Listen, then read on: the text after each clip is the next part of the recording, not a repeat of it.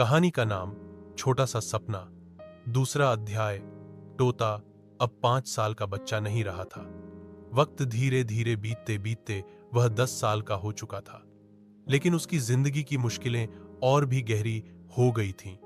तोता रोज सुबह सरकारी स्कूल जाता था, नंगे पांव, क्योंकि उसके पास चप्पल खरीदने के लिए पैसे नहीं थे। बरसात में कीचड़ से भरे रास्ते, गर्मियों में जलती हुई जमीन और सर्दियों में ठंडी मिट्टी, यही उसके पैरों का हिस्सा बन चुके थे। उसके पास पहनने के लिए बस एक ही फटा पुराना कुर्ता पायजामा था, जिसे धोकर वही बार बार पहनना पड़ता। शाम को वह पढ़ाई के लिए गांव के कृष्णा मास्टर के पास जाता था। मास्टर जी सख्त तो थे, लेकिन पढ़ाई में अच्छे थे। तोता और गांव के कुछ बच्चे मिलकर अंधेरे में लालटेन उठाकर ट्यूशन पढ़ने जाते।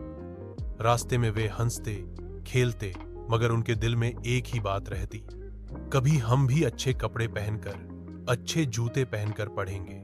तोता का सपना धीरे धीरे बड़ा हो रहा था। वह पढ़ाई में तेज था, मास्टर जी भी उसकी तारीफ करते। पर तभी जिंदगी ने एक बहुत बड़ा झटका दिया। तोता के पिता रामदास, जिनकी ईमानदारी गांव भर में जानी जाती थी, अब पहले जैसे नहीं रहे।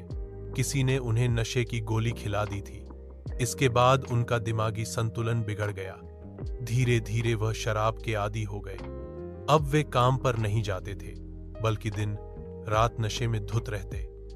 कभी सड़क पर पड़े रहते, तो कभी गांव वालों को उल्टा सीधा बक देते।